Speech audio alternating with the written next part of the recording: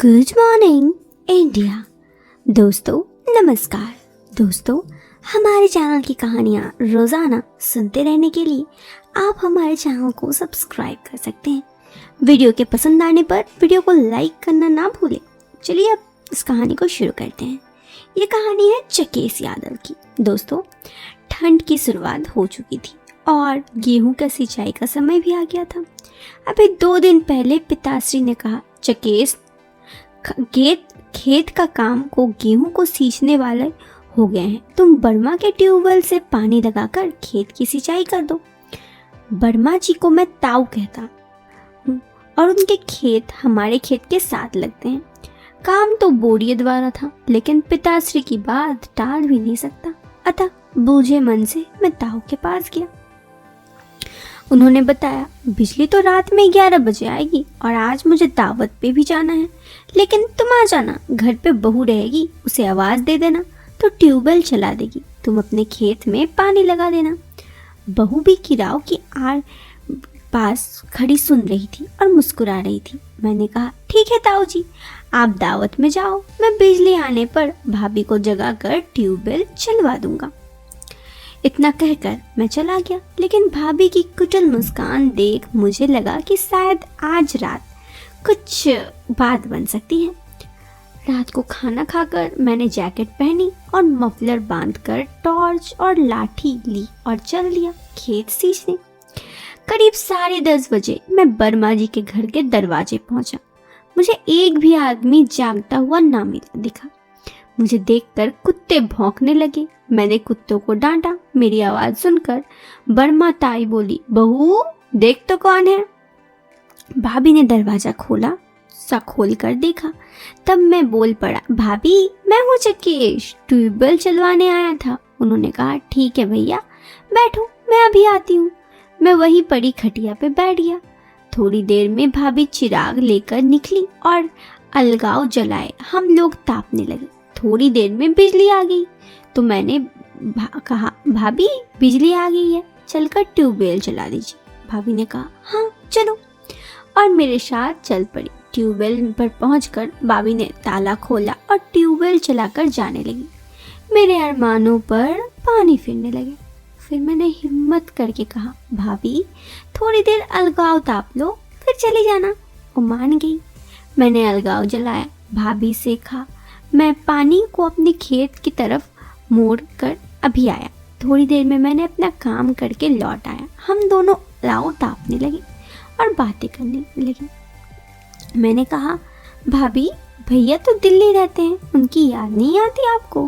भाभी ने मुस्कुरा कर कहा, तुम्हारे भैया नहीं हैं तो क्या हुआ, तुम तो हो। मैंने कहा, लेकिन आपने मुझे तो कभी सेवा करने का मौका ही नहीं दिया।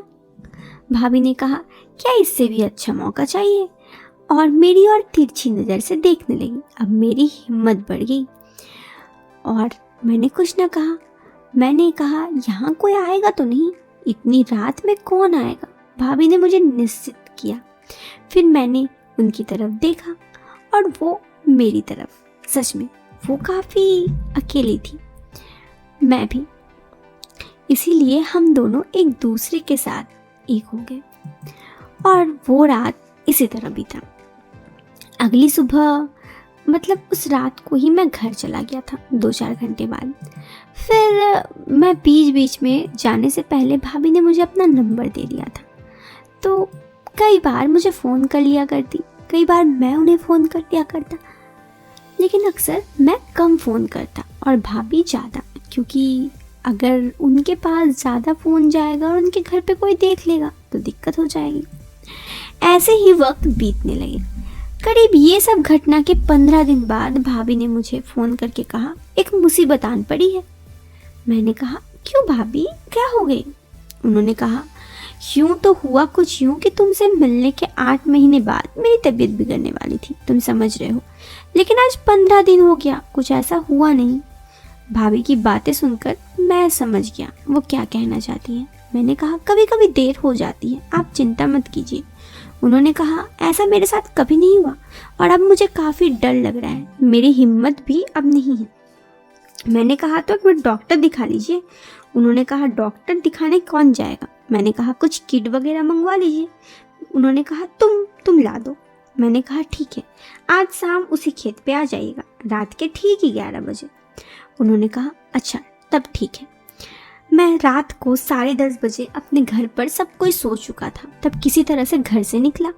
घर से निकलते ही भाभी को मैसेज किया, मैं आ रहा हूँ, मुझे पहुँचने में 20 मिनट लगेगा, ठीक 20 मिनट बाद आप आ जाइएगा। उन्होंने कहा ठीक है।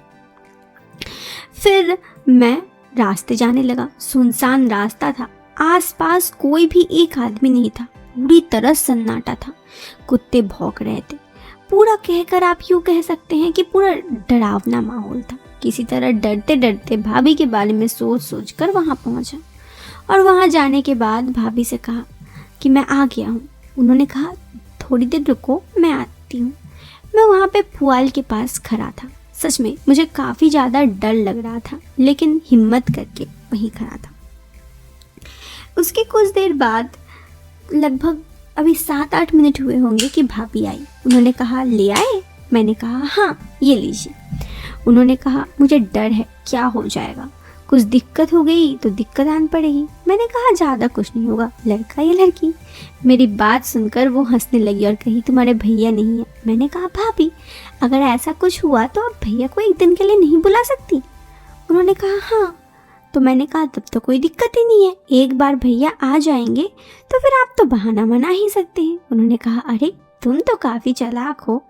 मैंने कहा अगर मैं बेवकूफ़ होता तो आपको पटा पाना आसान नहीं होता। वो मेरी तरफ देखने लगी, मैं उनकी तरफ। फिर हम दोनों अपने ही ख्यालों में खो गए। करीब 2 घंटे बाद मैं वापस घर आ गया। फिर भाभी से फ़ोन पे बात करने लगा। बहरहाल सब कुछ ठीक था, कुछ दिक्कत नहीं थी, तो हम दोनों को ही जान में जान आई। फिर उसके बाद जब भी मौका मिलता हम दोनों उसी खेत पे मिलने लगते। लेकिन फिर अचानक से 1 साल बाद भैया वापस आए और वापस आकर उन्होंने भाभी को ले चले गए। अब भाभी चली गई तो मैं फिर से अकेला हो गया। यूँ तो मेरे पास ज़िंदगी में बहुत दोस्त थे, लेकिन भाभी वो बड़ी ही खास थी। खास तौर पे उनसे बातें करना भी मुझे बहुत पसंद था, लेकिन अब तो उनसे बात भी नहीं होती क्योंकि वो भैया के साथ रहने लगी। तो इससे मैं उनसे एकदम अलग हो गया। करीब 2 साल बाद मैं उनसे वापस जब मिला तो उनके गोदी में और कोई था। मैं सब समझ गया। खैर वो मेरे तरफ देखकर मुस्कुराई। उनका एक यूँ मुस्कुराना, मैं सारा पुरानी याद फिर ताज़ा हो गई। लेकिन अब मैं कुछ नहीं कर सकता था, बस यादें बन के रहेगी।